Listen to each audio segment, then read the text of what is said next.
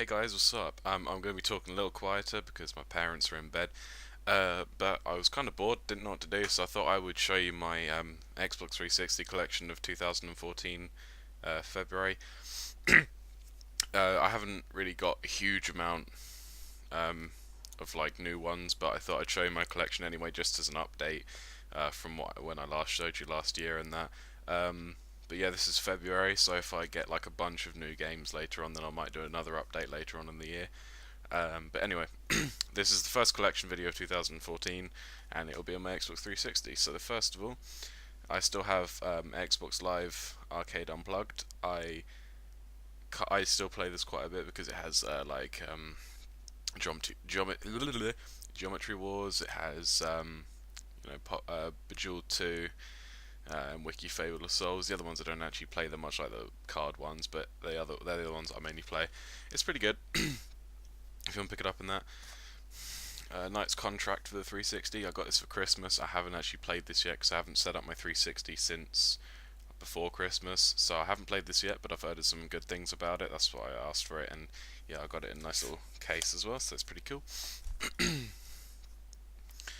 Velvet Assassin. I don't remember if I think I got this one either for Christmas. Did I get this one for Christmas? Yeah, I got this one for Christmas. Pretty sure. But yeah, the Velvet Assassin. I've heard some good things about it. I've also heard some like bad things about it, but it's quite sort of balanced with what people have said. I've seen some gameplay on it, and it looks really good. That's why I've wanted this for a long time now, actually, for a long, long time since it. I think pretty much when it first came out. So yeah, hopefully it's a really good game because I've been after this for years. So I haven't played it yet, as. Yeah, I'm a bit tired as well. So if I sort of go bleh or mumble, then that'll be why. Eternal Sonata, I still have this for the 360. I've played quite a bit more since I last made the collection video. I'm about 24 hours into the game now. I don't see an end coming yet, so I think I'm about quarter of the way, halfway maybe. It's a really really fun game though. I highly recommend it for JRPG fans. Um, really good story, but it is quite challenging as well, which is what I like. And you can put the voice acting in Japanese. Thank God. Tales of Vesperia. I haven't actually played much of this. I still only played about 10-15 minutes of this, but from what I played, I really enjoyed it. It's one of the sort of rarer titles for the 360, but I saw it as an opportunity to ask for it, and I asked for it for I don't remember when it was now. A while ago, a long time ago, a little while ago now. I asked for it and I got it, so I was quite happy about that. I don't usually like asking for things, but it was offered like for a few things, and I said if you want to, you can, and they got them for me. So I was happy I got this. Bayonetta, I still haven't played this yet. I'm not gonna lie, I still have not played this. But again, I've heard some good things about it, so I'll let you guys know my thoughts on it um, once I have played it. Full Auto, I love racing games where you can break cars and blow shit up. So I love Burnout, but I also love this because you can do all that, but you can also shoot them, and so you can shoot the other cars and blow them up and that. Absolutely brilliant game, and I think, excuse me, whenever I play this game, I sit down and play it for a good 3 hours straight. 9 times out of 10, I can't help myself. It's just so boss. Call of Duty World at War. This is the only Call of Duty game I own apart from 1, 2. No, actually, I own 1, 2, and 3. No, I own 2 and 3. I need to get number 1 still. But this is my favourite out of all of them.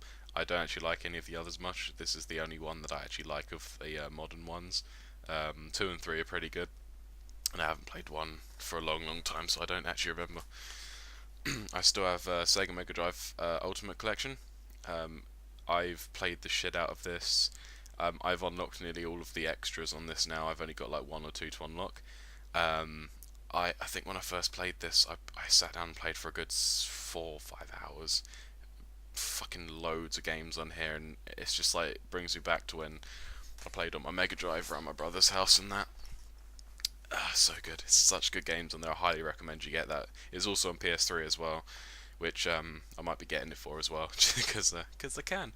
Alan Wake. I picked this up at a boot fair for £4, and yeah, it was basically how much it's worth anyway. I really did like this game. I only got rid of it because it was a long, long time ago, and I was going through like a phase of like if I didn't play it for a certain amount of time, I'd get rid of it. But I don't do that anymore. I keep games depending on how much I like them personally.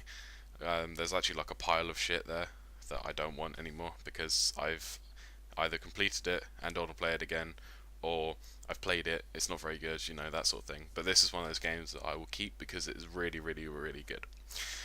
Not scary. It's meant to be kind of scary, but it's not. It's actually not scary at all, really.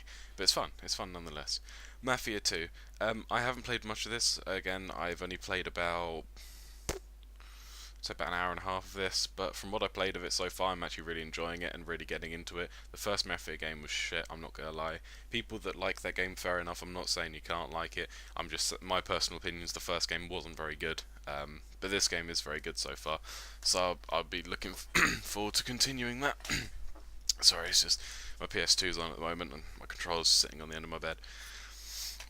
Alien Breed Trilogy. I picked this up off of Amazon. I got it new for a tenner, I think, or 12 quid, something like that. I do like these sort of overhead alien shoot 'em ups and just overhead shoot 'em up sort of games. And I saw, excuse me, censored. I saw this game and I was just like, yeah, no, why not? I've completed the first one and I'm pretty far through the second one, so I'm bossing through this and it is fucking awesome. Shadows of the Damned, another game I plan on getting the PS3, mainly because then when I record it, it will be a lot better quality, because this game is just so amazing. One thing I love about Suda51 is that he has such a strange imagination that he makes games that are just this fucking weird but brilliant. I love creative games, and I'm not going to go too far into it because I was already talking about this in a playthrough I'm going to upload soon. But yeah, love it. Love this game. Highly recommend it. The Last Remnant. So this game, for me, is very Marmitey. When I play it, sometimes I sit there for hours, and sometimes I sit there for 5 minutes out of frustration. It's an okay game, but I guess it's just really, really tactical, and I don't mind tactical RPGs, but I'm not great at them, and it frustrates me. So, but I only kept this game because it is quite good, and the story so far is not bad. So I didn't want to just get rid of it. But I do recommend it for people that are into Square Enix games.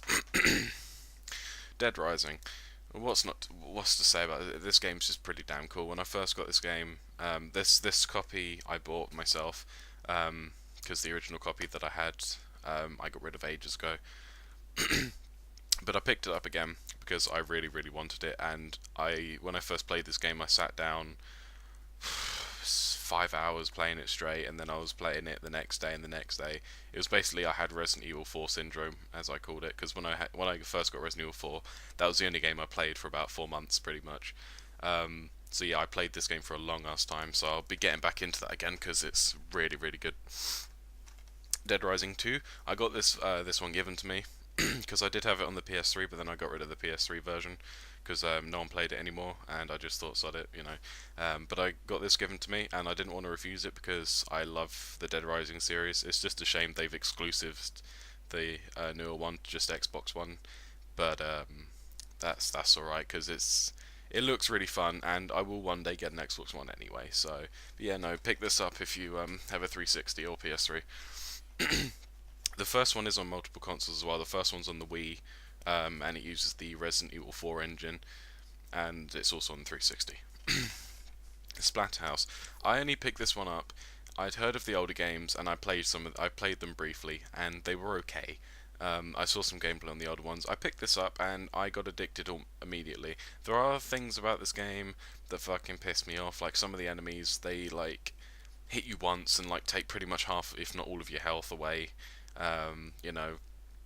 But there's always going to be enemies like that. And the good thing about this game is once you've completed it, you unlock all of the old Splatterhouse games. So I've got all of the old ones as well on this, and that's why I'm keeping it, because I've got all the old games, plus this game is just fucking brilliant. And the collectibles are just pictures of your girlfriend's tits. And I'm sorry, but that is fucking funny. That is funny, because some people will be motivated as fuck to get that. All of the collectibles. Anyway, cameo elements of Elements of Power, yeah, that's it. I played this briefly, and then I played it again. Played just for first impressions, and I played it again, and I got quite into it. I wouldn't say I was addicted, but I was getting into it. So I was starting to get into the story and everything. I have a bit of a cough for some reason. Yeah, no, I was starting to get into the game, and I quite enjoy it. I do recommend this game. It's very, very underrated, although it says it's part of the classics. It was one of the older titles of the 360. But definitely pick this up if you're into sort of like Rareware games and sort of like cartoony, but fun adventure games sort of thing. Quantum Theory. This game, essentially, eh, the the style of the game is essentially a Gears of War ripoff. Um, but I enjoy this quite a lot. I enjoy this a bit more than Gears of War. I don't actually like Gears of War that much. It's one again. It's another game that is very Marmitey. I guess all games are, but that game is one of those games that either you like it or you hate it. And I don't hate it, but I don't like it either. I'm sort of neutral with it. Um, I only ever had two to play online with my friends anyway, and after that, after my 360s live went nah, I just thought fuck it. But yeah, no, this game's okay. It's got a few problems and it is a little bit frustrating at times, but I suggest picking it up anyway because it's really cheap and I just give it a chance because you might like it. You never know. 99 Nights. This game. When I picked this game up, I looked at the back of it and saw like really Final Fantasy looking stuff, and then I saw wrong side. Sorry, that picture there where you're surrounded by enemies and you're just surrounded by like enemies and that, and I was hooked. I think when I played this game, good 3 weeks. Like every day, came home, played this game, played the shit out of it. I completed it, apart from one mission that's really, really difficult. So I need to like grind my way up to be strong enough. But really good game. You really should pick this game up if you're into sort of like a bit like Dynasty Warriors, but more fantasy. There is a second one. I haven't actually played that yet, but that one's meant to be quite good as well. But yeah, pick this one up, guys, if you can. I think it's 360 exclusive as well. Well, it is over here anyway. Inversion. This game was one of those games that kind of came out under the radar. It was once it had come out, the price dropped almost instantly. Like I got this copy for like £3 or £4.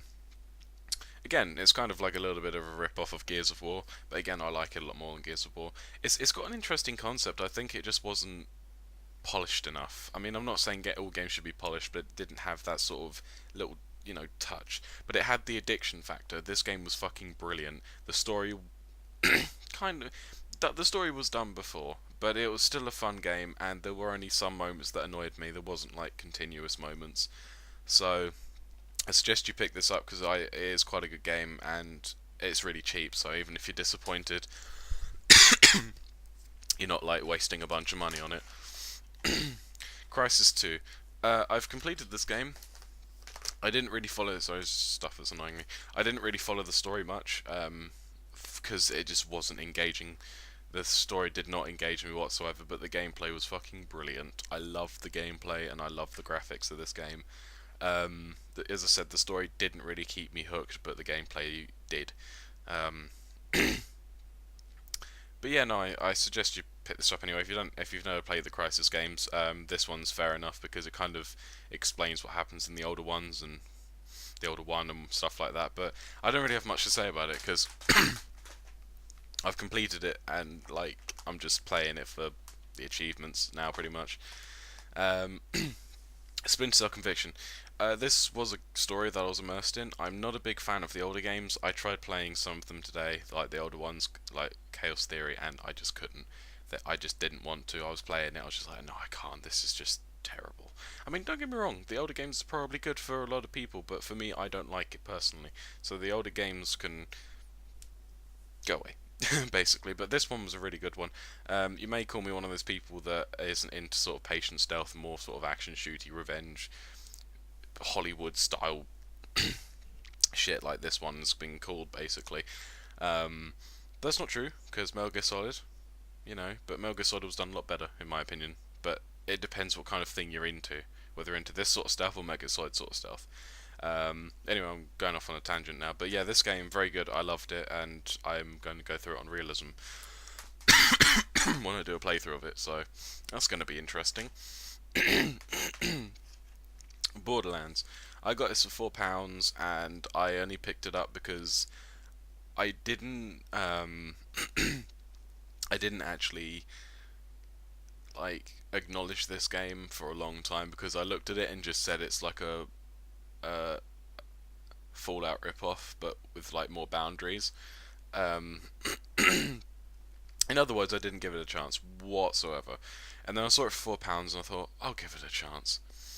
Hooked as fuck. You know, I played this. Oh fuck me! I think I completed the game within like 3 days, something like that. I fucking sweated my dick off through this game. It was so fucking fun. I really hire. If you haven't played this, then I do recommend it.